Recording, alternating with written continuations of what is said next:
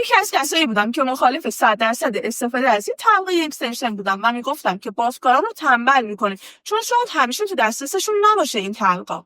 اما وقتی یکی دو بار از این طبقه استفاده کردم دیدم که چقدر سرعت کارم بالاتر میره و نتیجه کارم خیلی تمیزتر میشه و چقدر راحت‌تر میتونم کارمو انجام بدم. پس تصمیم گرفتم روش درست کردنش رو بهتون یاد بدم تا همیشه در دسترستون باشه و هیچ وقت نگران نبودش نباشید. اگرم یه وقت نبود سریع خودتون یه دونه درست کنید و بافتتون رو انجام بدین.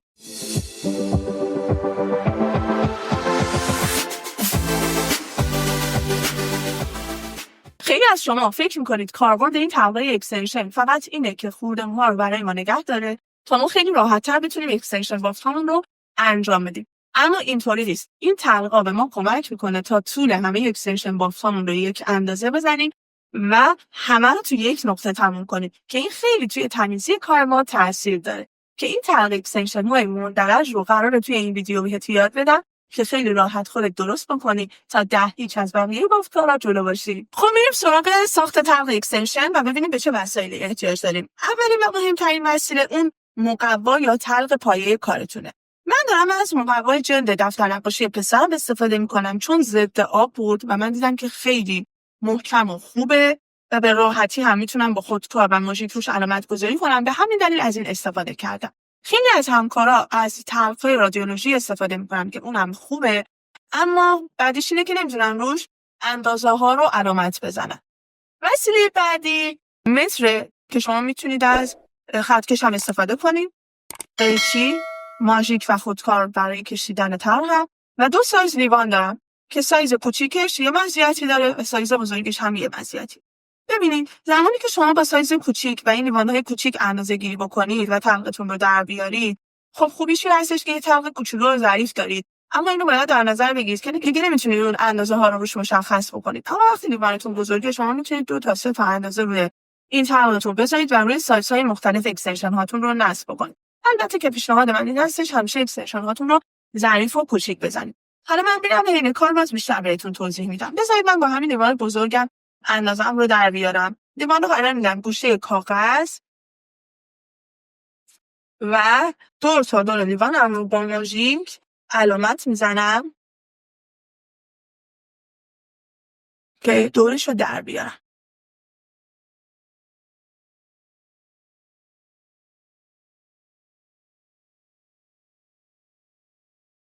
این طرح اولیه منه برای این طرح که من دور تا دورش رو میبرم و ببینید این دایره منه برای پایه کارم و پایه طبقه اکستنشنم. حالا اگر پرگار داشته باشید که خب خیلی کارتون راحت تره، به راحتی مرکزش رو مشخص میکنید و کارتون رو انجام میدید. من برای این کسایی که پرگار ندارن این روش رو در نظر میگیرم. شما بیاین به کمک خطکش یا متر کل قطر دایره رو اندازه بگیرید، وسطش میشه شعاعتون. یعنی الان مال من حدود 7 سانتی به حدود 3 سانت خورده میشه شعاع کارم که من میام علامت میزنم. یه کار دیگه هم که میتونید بکنید اینه که الگو داشته باشید. یعنی روی کاغذ بیاید الگوتون رو مشخص بکنید و طبق الگوتون کار بکنید. حالا مال من این نقطه اولم وسط نیفتاد، این نقطه دوم تقریبا وسطه. حالا نمیدونم توی دوربین چقدر مشخصه، من بیارم جلو که شما بتونید ببینید.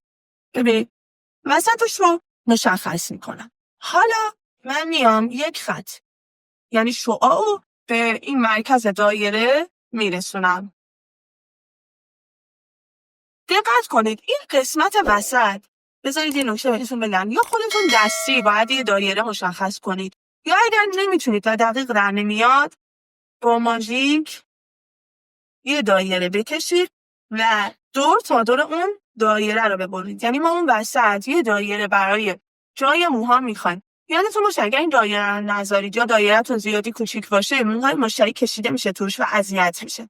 پس این دایره رو شما باید در بیارید. ببینید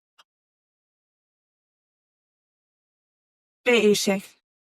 حالا شما باید این وسط نباید ببینید اینجوری به هم باز چسبیده باشه. یه کوچولو باید این وسط تلقتون هم خالی باشه. یعنی من میام از یک کم این ورتر یه خط صاف تا تلقم جدا میکنم که یه فاصله خیلی کمی بین این دوتا شیاری که ایجاد کردم باشه که موهای مشتری راحت از داخلش رد بشه. نه اینقدر زیاد که موی مشتری راحت در بیاد و نه اینقدر کم که موهای مشتری توش گیر کنه. نکته مهم بعدی تو این طرح‌های اکستنشن این هستش که این قسمت بالا رو حتما باید هلال کنید. چرا دخترا؟ چون اگر که این هلال نباشه باز ممکنه حین کار خیلی شما رو اذیت کنه. ولی وقتی هلاله مو کاملا سر میخوره و میفته داخل تلقتون.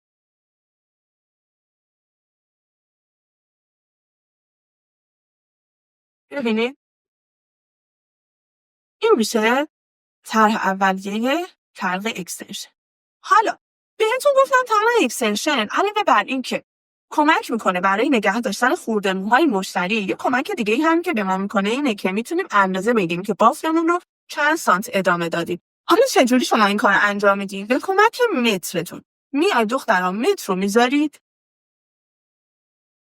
از پایین اون دایره‌ای که در آوردین و با خودکار شروع میکنید علامت زدن. میتونید از 2 سانت شروع کنید، از 1 سانت شروع کنید، هر نیم سانت علامت بزنید. من الان 1 سانت علامت زدم.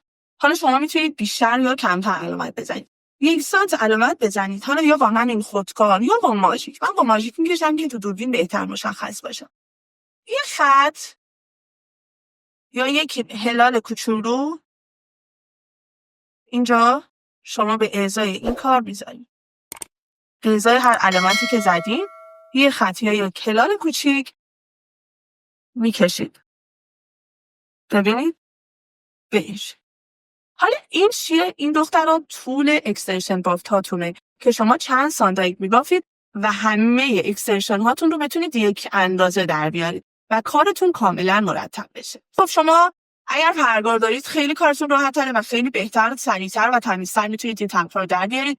اما یه نکته هم بهتون بگم، اگر دارید از لیوان کوچکتر استفاده می‌کنید یا حالا لیوان یا حالا هر چیزی که الگوی کارتونه و سایزش کوچیک‌تره، خب این مزیت رو داره که میگم تلقتون کوچولو میشه، اما یادتون باشه خیلی نمیتونید روش علامت گذاری کنید و نهایتاً تا طول شعاع همین لیوان و این دایره کوچیکی که در آوردید میتونید بافتاتون رو تماما توی اون اندازه بزنید و دیگه نمیتونید تغییری توی سایز بافتاتون ایجاد بکنید. نکته بعدی هم ضد آب بودنشه که خیلی خوبه و خیلی کمکتون میکنه. یعنی زمانی که میخواید یک مقدار موها رو نمدار کنید و بعد بافتتون رو بزنید عالیه و حتما از کاغذهای ضد آب استفاده کنید. اگر این کاغذهای ضد آب رو نمیتونید پیدا کنید یا در دسترستون نیست اشکالی نداره، میتونید از تلق استفاده کنید با لیوان سایز کوچیک و کارتون رو انجام بدید. خب امیدوارم که این ویدیو براتون مفید بوده باشه و به راحتی این طرح اکستنشن رو درست بکنید و به راحتی باهاش کلی اکستنشن بافت‌های شیک و جذاب بزنید. مرسی که تا این ویدیو همراه هم بودید. حتما این ویدیو رو برای دوستای بافتکارتون ارسال بکنید. توی گروه تلگرامیمون هم میبینمتون، اونجا کلی با هم در تعامل هستیم و رفع اشکال می‌کنیم. مرسی از نگاه زیباتون.